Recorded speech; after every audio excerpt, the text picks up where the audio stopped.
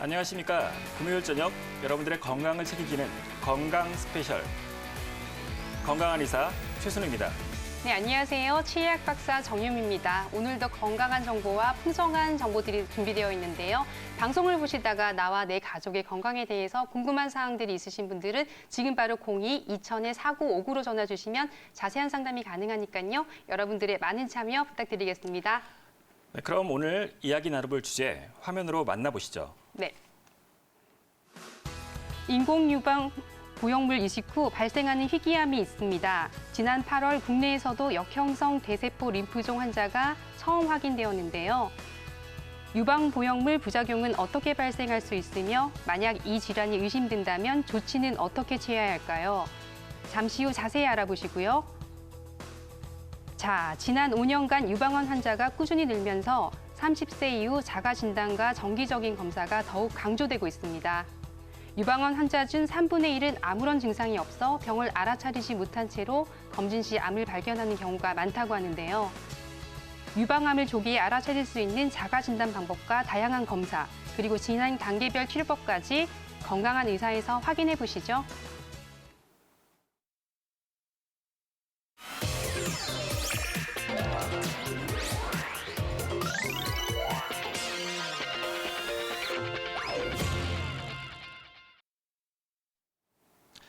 네, 오늘 네. 금요 스페셜 건강한 의사에서는 네. 여성의 가슴 건강과 관련된 내용을 준비했는데요. 네. 먼저 유방암에 대해서 도움 말씀을 주실 김민수 원장님 화면으로 먼저 만나보시죠. 네.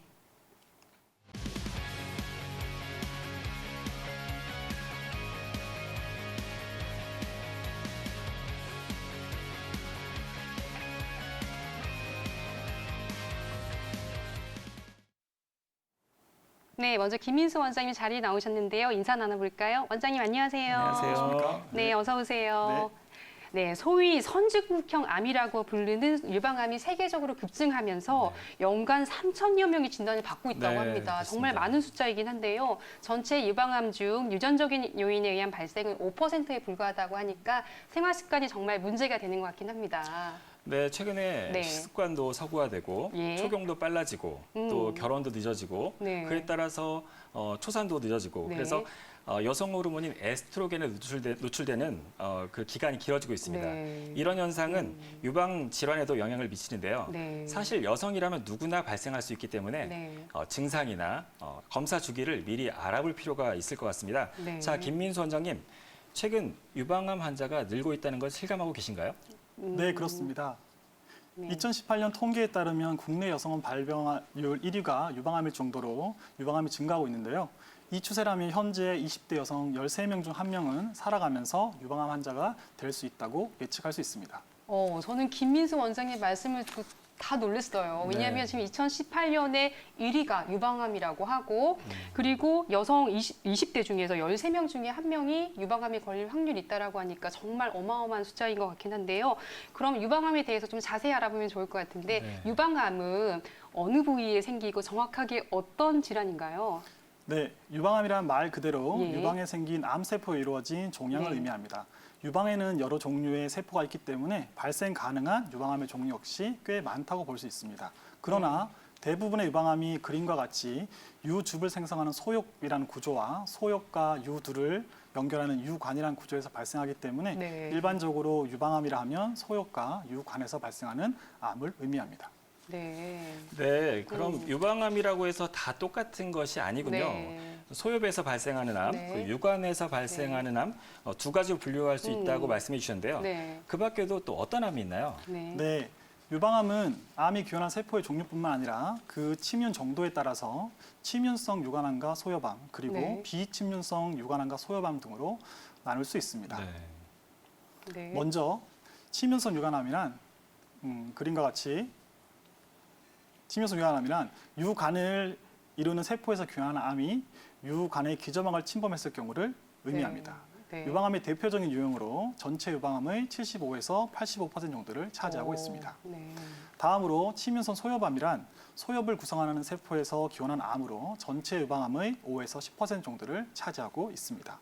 침윤성 유방암과 예후는 비슷하지만 다발성이나 양측성의 빈도는 더 높은 것으로 보고되고 있습니다. 네. 다음으로 비침윤성 유관암이란 유관 상피내암이라고도 하고 유관 세포에 생겼으나 기저막을 침범하지 않기 때문에 흔히 영기 유방암으로 불리기도 합니다. 침윤성 유방암보다 예후가 훨씬 좋지만 암세포가 기저막을 뚫고 성장하게 되면 침윤성 유관암으로 발전할 수 있습니다. 네. 다음으로 비침윤성 소엽암이란 소엽 상피내암이라고도 하고 소엽 세포에 생긴 영기 유방암을 의미합니다. 유관 상피내암에 비해 비교적 젊은 연령층에서 발생하고 다발성 그리고 양측성의 빈도가 높습니다. 유방 파제트병이란 유두 및 유름 피부에 발생하는 특수한 형태의 유방암으로 전체 유방암의 1에서 2% 정도를 차지하는 드문 유방암입니다. 그 밖에 침윤성 유방암으로는 점액성암, 수질성암, 그리고 유두상암이 있습니다. 네. 남성에서도 유방암이 발생할 수 있는데요. 전체 유방암의 1% 이하로 차지하고 대부분 고령에서 발생하는 특징이 있습니다. 네, 네. 유방암의 종류가 상당히 많네요. 네, 맞아요. 시청자분들이 가장 염두하셔야 될 부분이 바로 유방암 증상이겠죠. 맞아요. 유방암이 생기면 일반적으로 생기는 증상, 대표적으로 어떤 것들이 있나요? 네, 일반적인 유방암의 증상은 유방에서 만져지는 단단하고 고정되어 있는 통증이 없는 멍울 증상이 있고 네. 하나의 유관에서 짜지 않아도 나오는 피가 섞인 유두 분비물 증상이 있습니다. 네. 또한 피부가 보조개처럼 함몰되는 유방 피부 함몰 증상이 있고 예전에는 돌출되어 있던 유두가 최근 딸려 들어가게 되는 함몰 유두 증상이 있습니다. 네. 겨드랑이 부위에서 만져지는 통증이 없는 멍울 증상도 있을 수 있고 드물긴 하지만 유두 및 유름 부위에 습진과 같은 피부 증상이 나타나거나 가슴이 붓고 붉어지며 피부가 귤 껍질같이 보이는 증상 역시 나타날 수 있습니다. 이때 가슴 통증은 유방암 환자의 5% 이하만 호소하기 때문에 유방암의 전형적인 증상은 아닙니다. 참고로 남성 유방암의 일반적인 증상으로는 유두 밑에서 만져지는 단단한 멍울 증상이 있으며 대부분 60대 이상의 고령자에게 발생하는 특징이 있습니다. 남자분들도 유방암이 걸리긴 하나 봐요. 네, 그렇습니다. 네. 예. 근데 대부분은 이제 또 가슴 근처에 있는 멍울 때문에 좀 체크를 할 수 있다라고 했는데 아무래도 이런 자가진단법을 알고 있다라고 하면 조기 발견이 좀 쉬울 것 같긴 한데요. 그렇습니다. 네. 아무래도 조기 발견하는 것이 굉장히 중요한 부분이긴 한데 원장님 구체적으로 자가진단법에는 어떤 것들이 있을까요? 네, 유방 자가 진단 방법이란 네. 말 그대로 자신의 유방을 스스로 만져보아서 멍울이나 다른 이상 증상이 있는지 여부를 확인하는 것으로 비용이 들지 않고 위험성도 없는 좋은 진단 방법입니다. 가장 적절한 시기는 매월 생리가 끝나고 2일에서 7일 후 유방이 가장 부드러워졌을 때인데 만약 자궁 제거술을 시행받았거나 폐경이 된 여성분은 매월 일정한 날을 정하여 잊지 않고 자가검진을 하는 것이 중요합니다. 그림을 보시면 유방 자가진단 검사 방법은 총 3단계로 이루어지는데요. 먼저 1단계는 거울을 보면서 육안으로 관찰하는 방법입니다. 그림과 같이 양팔을 편하게 내린 상태에서 유방을 관찰한 다음 양손을 머리 위로 깍지 낀 채로 가슴을 앞으로 내밀면서 관찰하고 이후 양손을 허리에 짚고 어깨와 팔꿈치를 내밀면서 가슴에 힘을 주고 이상 여부가 관찰되는지 확인하는 방법입니다. 네. 다음으로 2단계는 서거나 앉은 자세에서 가슴을 만져보는 방법입니다. 그림과 같이 한쪽 팔을 머리 위로 든 상태로 반대쪽 손가락의 바닥면을 이용하여 부드럽게 원을 그려가면서 가슴에서 멍울이 만져지는지를 확인하는 방법입니다. 이때 유두를 살짝 짜보아서 유두 분비물이 나오는지 역시 확인하는 것이 중요합니다. 네. 끝으로 3단계는 누운 상태로 자신의 가슴을 만져보는 방법인데요. 그림과 같이 한쪽 어깨에 타월을 받치고 한쪽 팔을 머리 위로 올린 자세에서 반대쪽 손가락의 바닥면을 이용해서 가슴에서 멍울이 만져지는지를 확인하는 방법입니다. 네, 저희 생방송으로 진행되고 있는 금요 스페셜 건강한 의사에서는 유방암에 대한 이야기를 나누고 있습니다. 혹시 유방 주변에서 멍울이 만져진다거나 아니면 유방암이 걱정되시는 분들이 있다라고 하면 지금 바로 02-2000-4959로 전화 주시면 김민수 원장님과 자세한 상담이 가능하니까요. 여러분들의 많은 참여 부탁드리도록 하겠습니다. 자, 지금 이렇게 자가진단 방법을 얘기하긴 했는데 사실은 일반적으로 또 자기 가슴을 만져보고 하는 네. 것들을 많이 해보지는 않는 거긴 해요. 그렇죠. 근데 정말 자가진단이 중요한 중요하다라고 하니까 여러분들도 잘 확인하셨다가 이제 한 달에 한 번 정도 해보시는 게 좋다고 하니까요. 잘 기억하시면 네. 좋겠습니다. 그런데 이렇게 피부의 상태가 정말 검진에서 중요한 것 같아요. 특히 유방 피부가 매끄럽지 못하거나 귤껍질처럼 만져지는 어떤 종괴 같은 게 느껴진다고 하면 유방암을 의심해 볼 수 있는 것 같은데 반드시 이런 경우라고 하면 내원해 보셔서 상담받아 보시길 바라겠습니다. 네, 다음 질문으로 넘어가 보겠습니다. 네. 암의 종류는 보통 이렇게 종류마다 위험 인자가 다 있잖아요. 그렇죠. 이제 뭐 폐암의 경우에는 이제 흡연이 흡연. 위험 인자가 될 수 있겠고, 네. 근데 유방암은 어떤 위험 인자가 그러게요. 암 발생 확률을 높일 수 있나요? 어떤가요? 네, 유방암의 인자는 이른 초경과 늦은 폐경 그리고 네. 임신 경험이 없는 경우와 6개월 이하의 모유 수유 그리고 늦은 연령의 첫 만삭 임신도 있고 호르몬 대체요법이나 경구 피임약 복용도 있으며 폐경 후 여성에서의 비만 그리고 음주, 유방암, 가족력 등이 있습니다.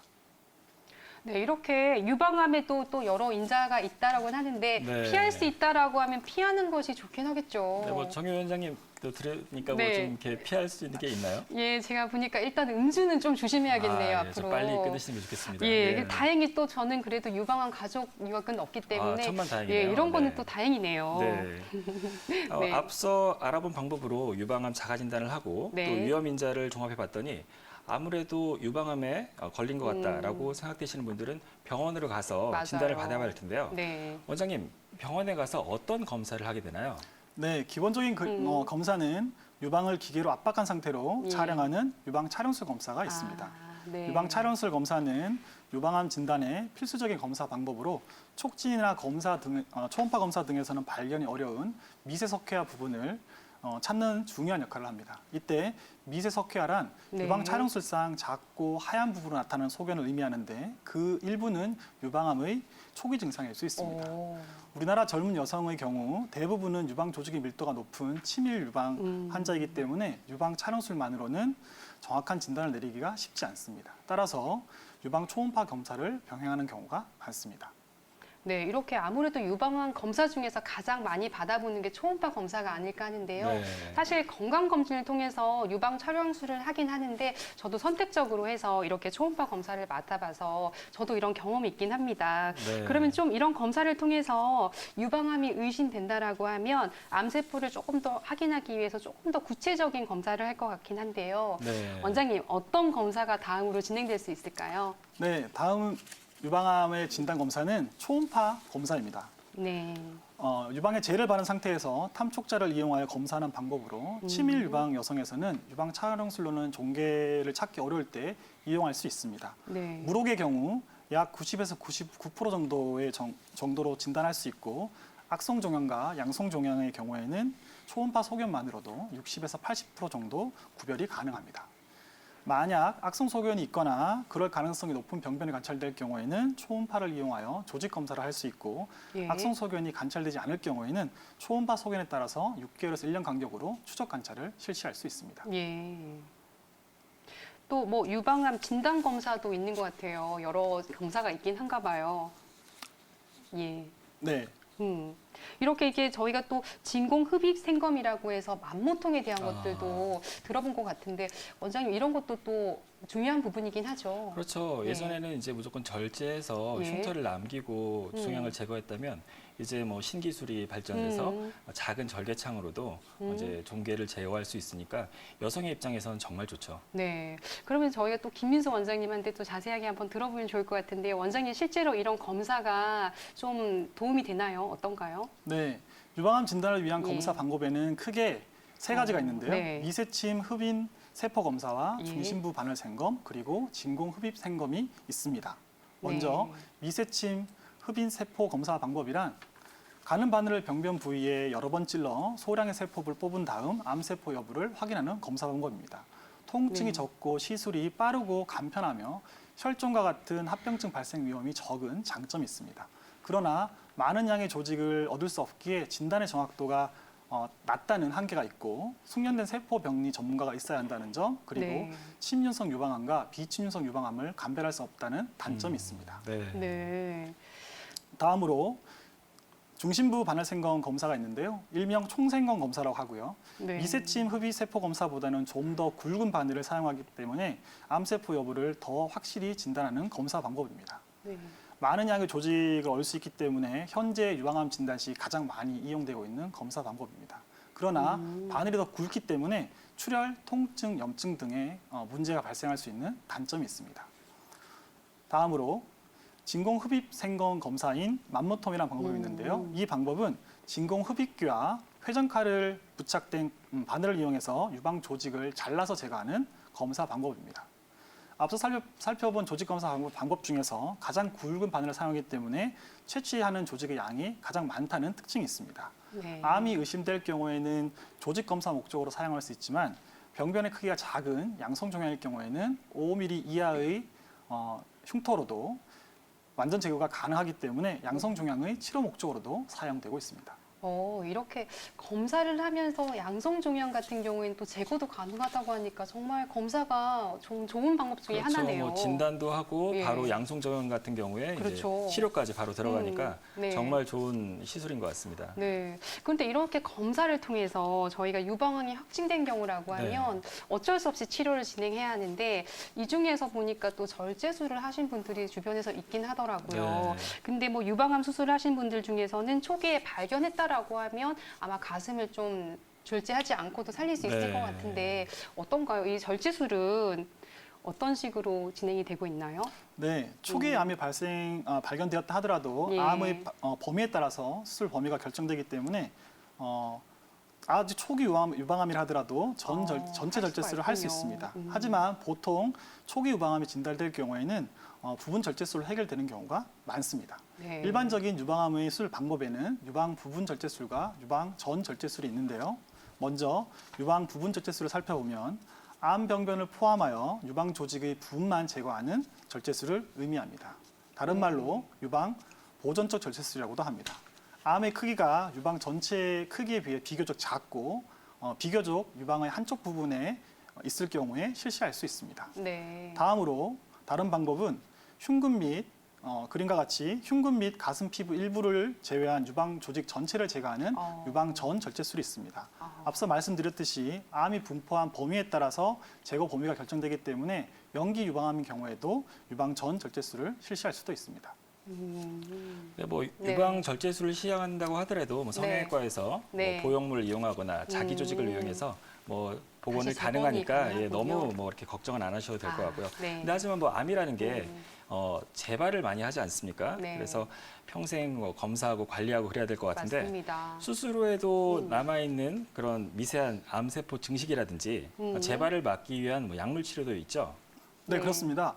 약물요법은 수술 후에도 남아있을 수 있는 미세 암세포를 죽이고 무력화시킴으로써 재발 가능성을 줄이는 것을 목적으로 하고 있는데요. 크게 항호르몬요법과 항암화합요법 그리고 표적치료 방법이 있습니다. 먼저 항호르몬요법을 살펴보면 암세포의 성장을 촉진할 수 있는 호르몬이 생성되지 않게 하거나 작용하지 못하게 하는 치료 방법으로 에스트로겐 수용체 양성 또는 프로게스테론 수용체 양성인 경우에 한하여 실시할 수 있습니다. 대부분 네. 경구용이고요. 다른 약물 치료에 비해서 합병증이 적은 장점이 있습니다. 다음으로 항암화합요법은 크게 수술 후 재발을 막기 위해 시행하는 보조 항암화합요법과 수술 전 종양의 크기를 줄이는 수술 전 항암요법이 있고 재발된 후에 병의 진행을 늦추고 증상을 완화시키는 목적인 완화 목적 항암화합요법이 있습니다. 끝으로 표적치료란 항암화합요법의 일종으로 표적치료제라는 새로운 약물을 이용해서 네. 암세포에 특이하게 나타나는 단백질이나 수용체 그리고 유전자 등을 차단함으로써 정상세포에 피해가 덜 가게 하는 치료 방법을 의미합니다. 네. 네, 뭐 적절한 치료 방법으로 네. 인해서 지가 기대될 것 같습니다. 그렇네요. 네, 유방암 검진을 뭐 1년에 한 번, 2년에 한 번 이렇게 네. 정기적으로 하지 않는 이상 네. 우연히 뭐 암이라는 거를 발견하는 확률은 드물 것 같고요. 맞아요. 예. 근데 제가 진료하는데 이제 가슴 확대 수술을 하기 위해서 수술용 검사를 시행하거든요. 네. 근데 그때 스크리닝 할 때 네. 암이 발견되는 경우가 종종 있습니다. 그래요? 예. 그러면 요즘에 이제 가슴 확대술을 받으려고 하는 여성분들이 사실 늘잖아요. 그러다 네. 보면 또 우연한 기회에 발견하는 경우도 있을 것 같은데 사실 모든 병원에서 다 검사하는 것 같지는 않은데 네. 검사를 하는 병원에서 시술하는 것이 좀 좋을 수가 있겠네요. 네, 뭐 검사를 예. 그런 병원이 아니더라도 예. 이제 그 연계된 병원에서 아. 이제 오. 영상의학과나 이런 데서 이제 네. 좀 검사를 받는 게 이제 아. 좋을 것 같습니다. 이렇게 우연히 종종 발견되는 경우가 정말 있을 것 같은데 김민수 원장님께서도 이런 사례가 있었나요? 네, 그렇습니다. 예. 요즘은 유방 건강에 대한 관심이 높아짐에 맞아요. 따라서 가슴 확대 수술에 앞서서 아. 미리 유방 검진을 실시하는 경우가 예. 많아졌습니다. 네. 가슴 확대 수술 전 유방 검진 목적으로 내원하신 20대 여성분의 사진을 보도록 하겠습니다. 네. 검사상 울퉁불퉁하고 모양이 좋지 않은 종괴 소견이 관찰되었고 이러한 경우에 앞서 살펴본 진공 흡입 생검을 이용한 조직 검사를 실시할 수 있습니다. 이 환자의 경우 결과상 섬유선종이라는 양성 종양으로 진단되어서 안전하게 가슴 확대 수술을 실시할 수 있었습니다. 네. 현재 본원에서 정기적인 검진을 실시하고 있습니다. 네. 또 다른 사례도 있는데요. 이거는 좀 전에 봤던 환자분의 진공 흡입 생검술에 관한 초음파 소견입니다. 네. 지금 이 사례는 또 마찬가지로 가슴 확대 수술 전 정기적인 검사 유방 검진 목적으로 내원하신 30대 여성분의 초음파 사진입니다. 네. 사진과 같이 경계가 명확하지 않고 모양이 좋지 않은 종괴 소견이 관찰되어서 총생검을 이용한 조직 검사를 실시하였습니다. 그 결과상 비치문성 유관암인 연기 유방암으로 진단되었고요. 네. 추가적인 치료를 위해서 대학병원으로 전원하였습니다. 환자분은 대학병원에서 유방 부분 절제술을 시행받았고 현재 항 호르몬 치료 시행 중에 있습니다. 네. 네, 가슴 확대 수술을 네. 받으러 왔는데 이제 암이 발견돼서 네. 예, 이렇게 암 수술을 받게 되는 경우인데요. 사실 이런 경우는 정말 그 환자한테는 네. 되게 좋은 경우가 될 것 같아요. 완치도 연기에 가능한 그렇죠. 거죠. 연기에 네. 발견되는 경우는 뭐 네. 정말 드무니까요. 그래서 네. 뭐 거의 뭐 아름다움 찾으러 왔다가 뭐 생명을 얻고 가는 뭐 그런 상황인 것 같습니다. 그렇네요. 이렇게 근데 어떤 암이든 사실 조기 발견이 정말 중요하기도 하고 정기적인 검사가 정말 중요하잖아요. 네. 일단 뭐 안 걸리는 게 제일 좋긴 하겠지만 만약에 조기 발견만 하더라도 충분히 치료 가능하고 완치가 가능하다고 하니까요. 이런 정기 검사 받는 것이 굉장히 중요할 것 네. 같고 근데 어떤 암들마다 정기 검사하는 기준이 있잖아요. 어떤 해마다 해야 된다 이런 기간이 있을 것 같은데 유방암은 주기가 어떻게 되나요?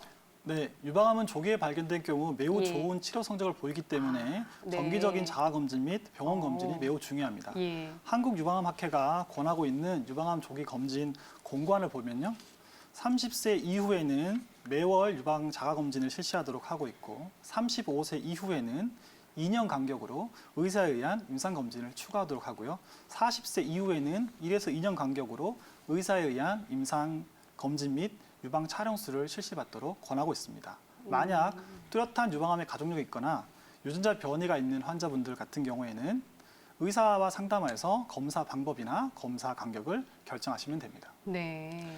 네, 뭐 가슴 확대 수술 받으러 왔다가 유방암 발견돼서 네. 가슴 확대 수술 못 받고 이제 대학병원으로 가게 되면 네. 뭐 성형외과 원장님 싫어하지는 않으시나요? 네, 좀 싫어하는 경우도 있지만 사실 환자한테는 아름다움보다는 건강이 더 중요하기 맞아요. 때문에 맞습니다. 예. 일단은 저도 진단하는 입장에서는 환자한테 다행이라 생각하고 있습니다. 그렇죠. 네. 그 환자한테는 정말 생명이 달린 그런 문제이기 때문에 예. 뭐 성형 수술 이런 거는 크게 중요하지 않다. 뭐 나중에 해도 늦지 않다. 이렇게 생각하면 되겠습니다. 그리고 나중에 또 유방 확대 재건술도 가능한 그럼요. 거죠. 예, 그래서 그렇죠? 더 예쁘게 해서 예. 건강도 찾고 아름다움도 찾을 수 있는 것 같습니다. 네. 자, 이렇게 이제 저희는 유방암에 대한 이야기를 나누고 있는데요. 실제로 이 유방암은 조기 진단이 굉장히 중요합니다. 그렇기 때문에 정기적인 자가 진단과 그리고 병원을 통해서 전문의와 함께 상담받는 것이 굉장히 중요합니다. 저희는 잠시 광고 보고 돌아오도록 하겠습니다. 다음 시간에는 유방 보형물과 관련한 부작용에 대한 이야기를 나눌 거니까요. 여러분들 계속해서 채널 고정해 주십시오. 네, 생방송으로 진행되고 있는 금요 스페셜 건강한 의사에서는 이번 생활 속 치아 관리와 치과 치아에 대해서 얘기할 시간이죠. 권명호 원장님께서 전해주시는 치아 주치 지금 바로 만나볼까요?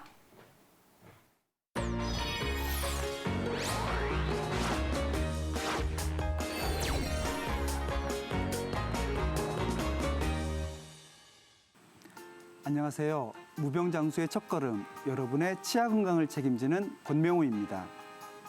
음식을 씹고 이를 악물거나 이갈이를 하고 탄산음료를 즐겨 마시거나 흡연을 하는 등 우리가 하는 수많은 구강 활동들이 입안의 세균과 합심하여 치아에 다양한 문제를 일으킵니다. 오늘은 이처럼 치아에 문제가 생겨 치과 치료를 하는 경우 어떠한 재료를 사용하며 재료들의 특징은 무엇인지 알아보도록 하겠습니다. 치아를 대체하는 재료들은 기본적으로 치아와 가장 유사한 성질을 선택합니다. 거기에 인체에 무해한 물질, 그리고 비용이 많이 들지 않는 재료를 기본 조건으로 하고 있는데요. 현재까지 가장 대표적으로 사용하는 재료가 바로 금, 세라믹, 복합내진이죠.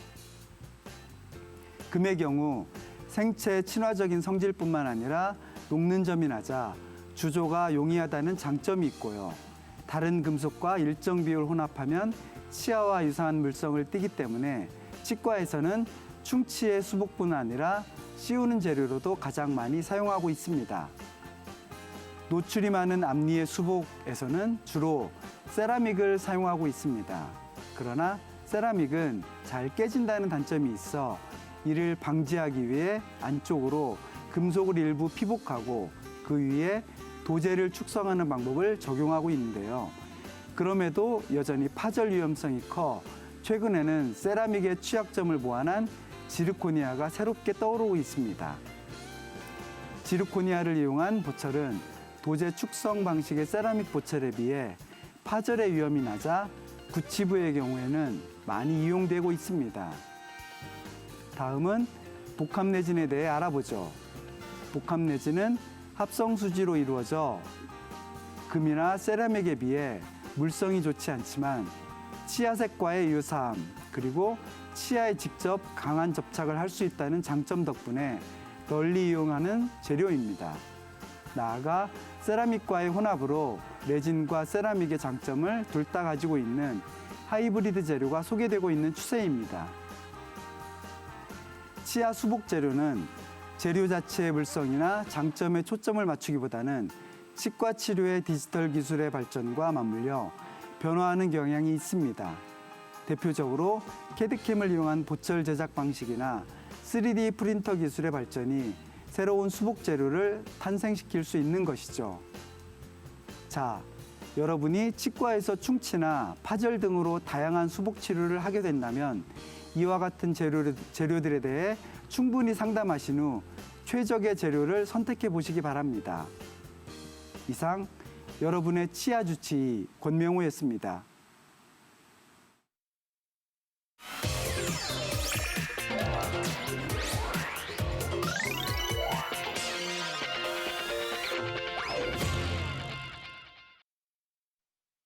네, 오늘 치아 주치에서는 치료 재료에 대한 얘기를 했는데요. 아무래도 성형 수술을 하거나 일반 수술을 할 때도 이런 재료 선택이 굉장히 중요하잖아요. 네. 뭐 어떤 정답이 있다기보다는 이런 부분에서 선호한 부분이 있기도 하고, 네. 그리고 어떤 재료를 하는 게 더 좋은 경우가 있기 때문에 오늘 치아 주치에서 배운 내용을 바탕으로 또 치과 선생님과 잘 상의해서 치료하는 게 좋을 것 같아요. 네.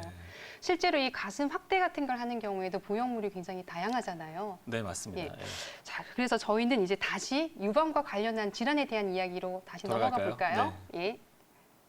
예, 지난 8월에 또 저희가 어떤 내용들이 있었잖아요. 네, 맞습니다. 예. 8년 전 유방 네. 보형물로 네. 확대 수술 받았던 40대 여성 환자가 예. 갑자기 네. 가슴이 부었습니다. 오. 그래서 이제 병원으로 갔더니 역형성 대세포 림프종이라는 네. 희귀한 암을 진단받게 돼서 대학병원으로 전원되는 일이 네. 생겼죠. 네.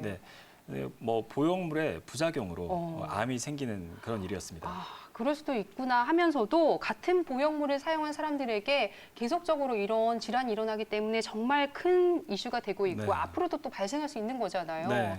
그래서 저희가 역형성 대세포 림프종 건강한 의사 2부에서는 이름도 낯선 이 질환에 대해서 좀 자세하게 알아볼 텐데요. 도움 말씀 주실 박지훈 원장님 화면으로 먼저 만나보겠습니다.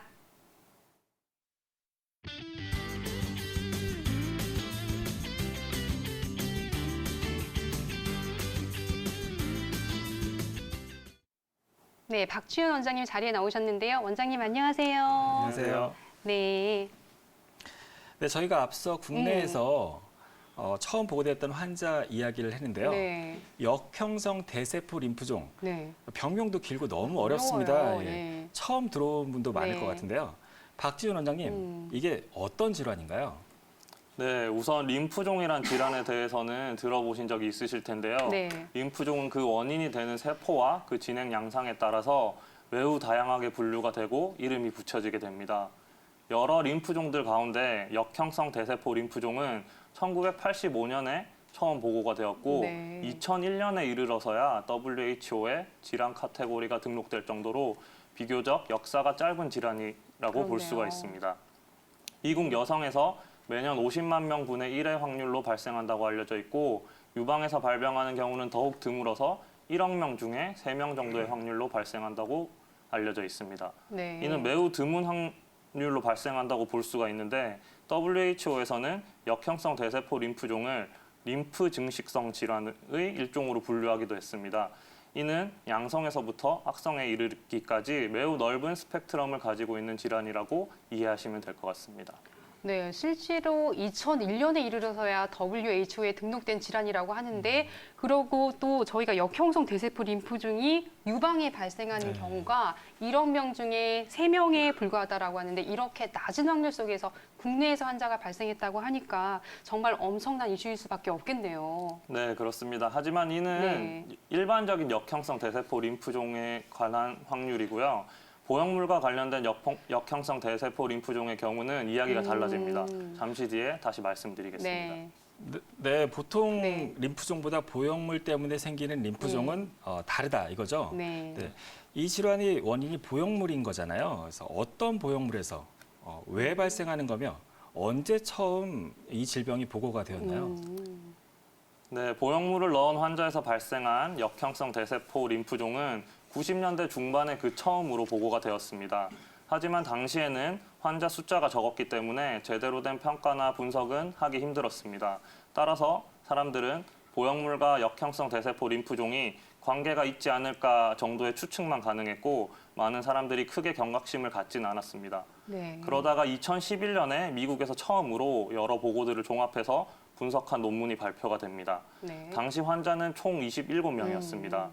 이 논문이 미국에서 이슈가 되면서 같은 해 미국 FDA에서도 분석 결과를 발표하게 되는데 결론을 요약해서 말씀드리면 유방에서 주로 발생하는 림프종은 면역세포 중의 하나인 B셀이 관계된 타입이 많지만 보형물이 있는 사람에게서 발생하는 림프종은 T셀이 관계되며 이는 보형물 주변으로만 발생하는 것으로 보아 보형물과 역형성 대세포 림프종이 관계가 있는 것으로 보인다.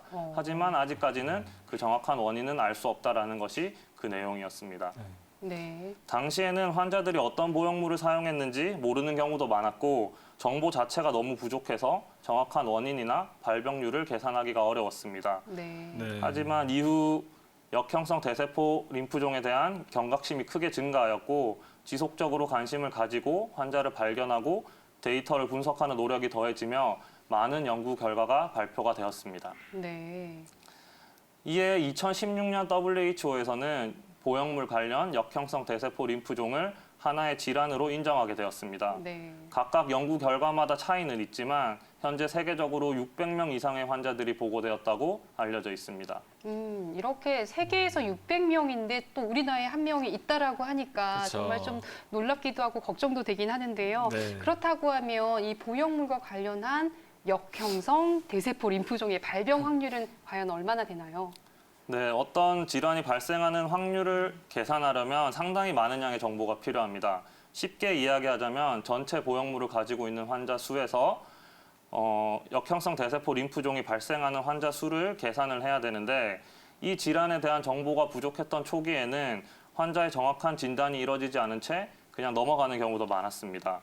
하지만 앞서 말했던 바와 같이 여러 관련 기관들이 이러한 정보를 모으는 네트워크를 만들고 자료를 모아서 현재는 연구 결과에 따라서 3만 분의 1에서 3,800분의 1 정도의 확률로 발생하는 것으로 알려져 있습니다. 최근 몇 년 사이에 발병률이 점점 증가하는 경향을 보이는데요.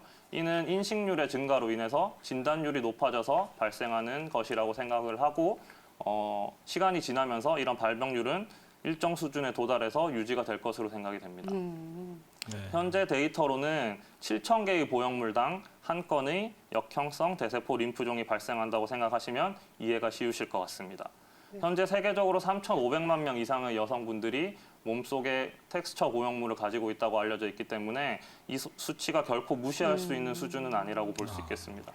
네, 이렇게 실제로 보니까 보형물의 여러 가지 타입이 있긴 한가 봐요. 네, 맞습니다. 제가 이 방송을 준비를 하면서 또 기사를 한번 검색해봤는데 네. 그 중에서도 거친 표면을 가진 보형물에서 뭐 주로 발생한다 이런 내용을 보긴 했어요. 그렇다고 하면 이 역형성 대세포 림프종의 원인은 주로 어떤 것들이 있나요? 현재 많은 연구가 진행되고 있지만 아직 명확하게 밝혀진 것은 없습니다. 예. 하지만 크게 세 가지가 그 원인으로 아. 추측되어지고 있습니다. 예. 먼저 아까 말씀하셨던 바와 같이 보형물의 표면과 관계가 있습니다. 현재까지 보고된 환자들의 대부분은 텍스처 보형물, 즉 표면이 거친 보형물을 사용했던 경험이 있던 사람들이었습니다. 스무스 보형물만을 사용한 경우에서 역형성 대세포 림프종이 발생한 경우는 아직까지는 없었습니다. 우리 몸은 이물질이 들어오게 되면 이를 방어하는 기전으로 여러 면역 세포가 동원이 되고 염증 반응을 통해서 피막이라는 것을 형성하게 됩니다. 이러한 피막이 과도하게 형성되면 구형 구축 등의 부작용이 나타나게 되는데 표면이 매끄러운 보형물일수록 이런 구축이 잘 일어나게 됩니다. 이러한 피막의 형성을 줄이고자 표면이 거친 보형물을 개발하게 되었고 세계적으로 널리 이용되게 되었습니다. 이러한 텍스처 보형물의 거친 표면이 몸 안에서 계속해서 정상 조직을 자극하게 되고 이를 통해 염증 반응이 지속적으로 일어나면서 면역세포의 돌연변이가 발생하여 이러한 역형성 대세포 림프종이 발생하는 것으로 추정되고 있습니다. 네. 현재까지 알려진 바로는 보형물의 표면과 달리 그 속의 내용물은 이 역형성 대세포 림프종과 관계가 없는 것으로 알려져 있습니다. 네. 그렇다고 하면 역형성 대세포 림프종의 원인에 또 세 가지가 있다고 했잖아요. 네. 첫 번째는 지금 말씀하신 대로 보형물의 거친 표면이 사용한 경험이 있는 경우, 이 보형물을 사용한 경우가라고 했고요. 세 번째는 어떻게 됐나요? 네, 다음 원인으로는 수술 중에 미세한 감염입니다. 네. 수술을 할 때는 항상 수술장과 수술 기구 등 소독을 열심히 하고 그리고 수술 부위 소독 그리고 무균적인 수술 술기 등 감염을 줄이기 위해서 최선의 노력을 다합니다. 하지만 이러한 노력에도 불구하고 아주 낮은 확률로 감염이 발생하게 되는데 이때 감염의 정도가 아주 미세하게 되면 뚜렷한 증상이 나타나지 않아서 환자분들과 의사들이 알아채지 못한 채 넘어가는 경우들이 많습니다. 이런 경우에도 세균은 몸속에서 존재하며 얇은 막을 형성하게 되는데 이 막이 결국 염증 세포를 계속해서 자극하게 돼서 이러한 림프종이 발생되는 것으로 생각하고 있습니다. 네. 마지막으로는 유전적인 요인입니다. 네. 역형성 대세포 림프종은 미국, 호주, 뉴질랜드에서 가장 많은 환자가 발생하였고 브라질 및 러시아에서는 상대적으로 드물게, 아시아권에서는 아주 드물게 발생한 것으로 알려져 있습니다. 사실 브라질과 러시아 그리고 아시아권에서도 이 텍스처 보형물의 사용량이 적지가 않은 편인데요. 네. 이는 단순히 역형성 대세포 림프종이 보형물에만 관계가 있는 것이 아니라 여러 유전적인 그리고 인종적인 요인이 작용한다고 생각을 하시면 될 것 같습니다. 네. 네, 뭐 말씀하신 것을 한마디로 요약해 보면 아시아권에서는 드물고, 그러니까 우리는 조금 이제 안심해도 된다, 그죠? 네. 그다음에 거친 보형물에서 발생하고 또 수술이 좀 더 깔끔하면 문제가 좀 적어진다 이렇게 볼 수 있겠는데요. 네. 아무래도 제조사별로 거친 표면을 만들게 하는 방식이 다를 것 같습니다. 거론된 제조사의 보형물은 어떤 문제가 있었던 거죠? 네, 제조사별로 거친 표면을 만드는 방식이 모두 다르고 그에 따라 표면의 거칠기 또한 모두 달라지게 됩니다. 제조 방식과 그에 따른 표면에 따라 4가지로 분류를 하게 되는데요. 1번에서 4번으로 갈수록 그 거친 정도가 크다고 생각하시면 됩니다. 이 중 3번의 대표적인 보형물이 알러간사의 텍스처 보형물인데 이는 2번 타입의 보형물에 비해 약 16배의 상대적 위험도를 가지고 있습니다. 네. 알러간 보형물이 크게 이슈가 되는 이유는 현재 보고된 환자들 중 많은 비율이 알러간 보형물을 사용한 것으로 알려져 있기 때문입니다. 알러간 보형물 자체가 타사 텍스처 보형물에 비해 상대적 위험도가 높은 것도 사실이지만 이 보형물이 전 세계적으로 가장 시장 점유율이 높았고 이는 다시 말해서 가장 많이 사용되었던 보형물이었던 점도 고려를 해봐야 될 것 같습니다. 네. 현재는 제조 방식 자체가 원인인지 아니면 그 결과물인 거친 정도의 차이가 원인인지까지는 밝혀지지 않았으나 두 가지 모두 역형성 대세포 림프종의 발생에 관여하지 않을까 추정하고 있습니다. 정도의 차이는 있지만 알러간 제품 이외의 다른 회사의 텍스처 보형물에서도 역형성 대세포 림프종이 발생할 수 있습니다. 네, 이렇게 저희가 또 림프종이라고 하면 혈액암 중에 하나잖아요. 네. 그렇기 때문에 정말 좀 치료가 굉장히 좀 급하게 필요한 경우이기 때문에 그럼요. 예. 우리가 아무래도 이런 제조사의 보형물을 사용한 환자분들에 대해서 좀 추적 조사라든지 이런 것들이 잘 이루어져야 될 것 같긴 한데요. 우리 환자들이 어떻게 정확하게 잘 파악이 되고 있는 상태인가요? 최근 식약처에서는 환자 네. 중심의 추적 관리 시스템 개선 방안을 마련하였는데요. 의료기관까지 확인을 했던 기존 시스템에서 사용 환자까지 확인하는 쪽으로 개선하였습니다. 그리고 대국민 서비스망을 구축하여 환자가 내 몸에 이식된 제품에 대해 정보, 그리고 대상 제품에 대한 안전성 정보 등을 직접 확인할 수 있는 창구를 마련하겠다고 발표를 했습니다.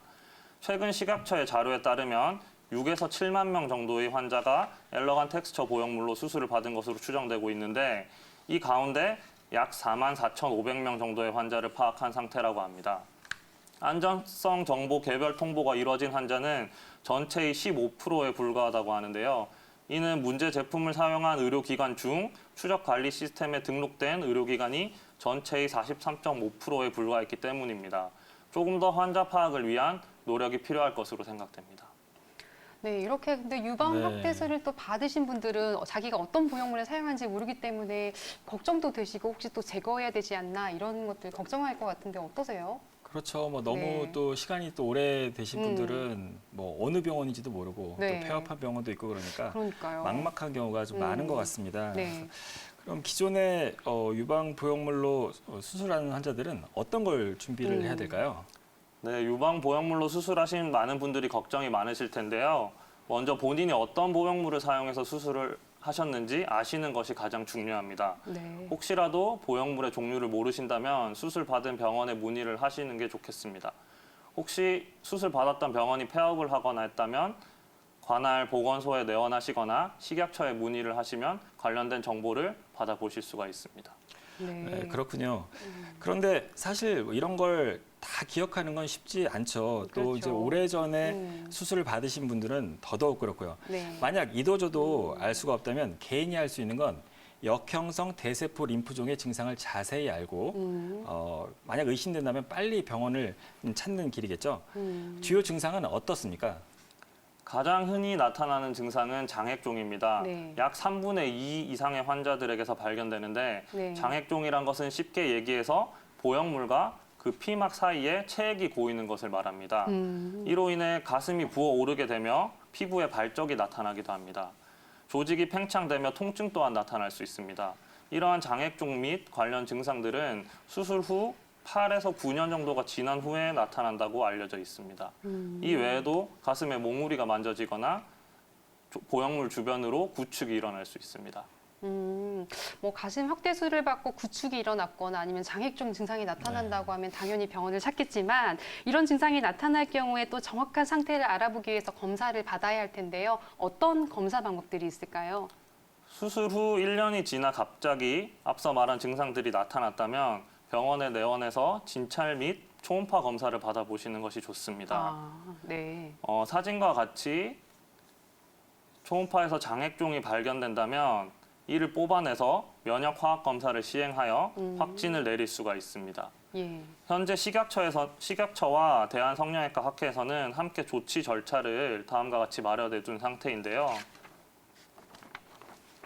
네. 1, 2차 의료기관의 환자가 내원을 하면 진단 전문 기관 또는 3차 의료기관으로 병리 검사를 의뢰를 하게 되고 거기서 확진이 되면 3차 의료기관에서 치료가 진행되는 식으로 조치 절차를 마련해 두고 있습니다. 네. 네, 그럼 그 치료와 그에 따른 예우는 어떤가요? 네, 다행스러운 부분은 역형성 대세포 림프종은 일반적인 림프종과는 달리 고형암의 성질을 가지고 있습니다. 초기에는 보형물 주변에만 종양세포가 존재하지만 시간이 지나면서 주변 조직이나 국소 림프절로 전이가 되는 양상을 보입니다. 하지만 그 진행 속도가 느린 편이라서 예후는 좋은 편이라고 볼 수가 있겠습니다. 네. 현재까지 보고된 환자는 다행히 대부분의 환자들이 보형물과 피막 내에만 국한된 초기 단계에 진단이 되었고, 이 경우 보형물과 피막을 완전히 제거하는 수술만으로도 완치를 기대할 수가 있습니다. 이 보형물과 피막을 제거하는 수술은 구형 구축이 발생하였을 때 시행하는 수술과 동일하기도 합니다. 따라서 성형외과 의사들에게 매우 익숙한 수술이라고 볼 수가 있겠습니다. 드문 경우지만 더 진행된 경우에서 진단이 될 경우에는 항암 치료나 방사선 치료 등의 추가적인 치료가 필요할 수 있습니다.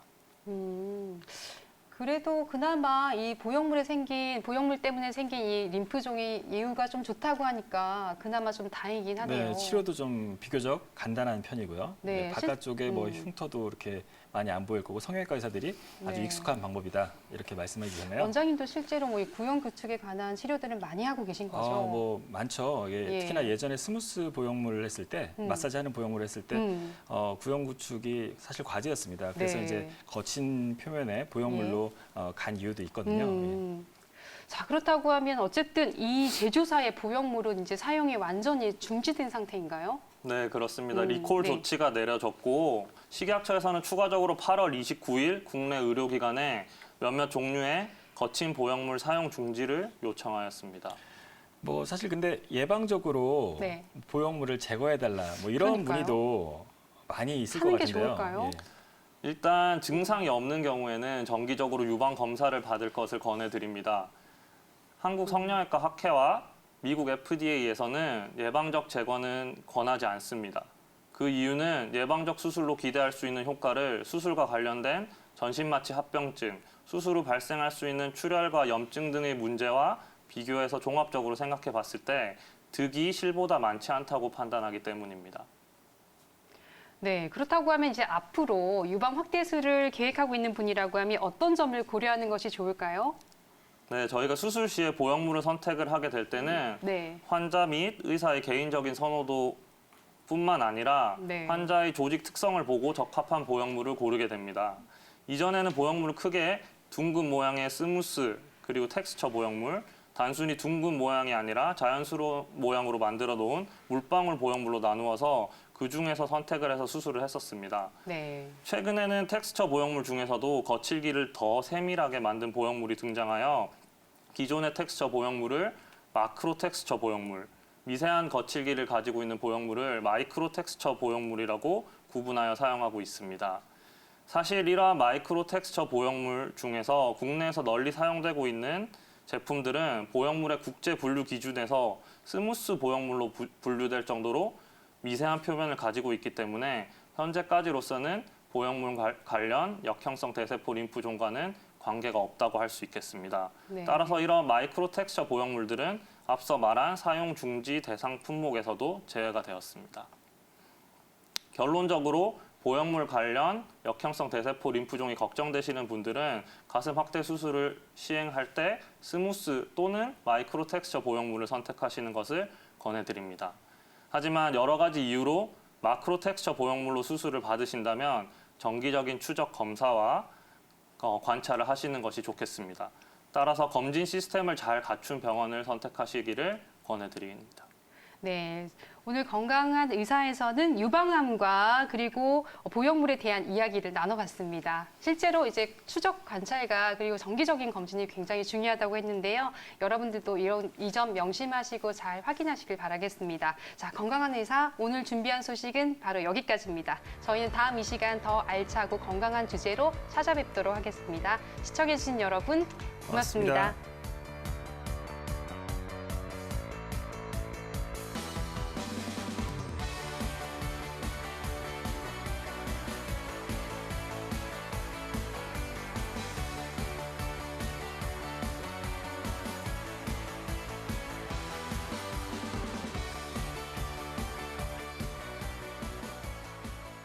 본 방송은 의료 정보에 대한 제공일 뿐 의료 정보에 대한 과시는 위험을 초래할 수 있고 모든 치료에는 부작용이 동반될 수 있습니다.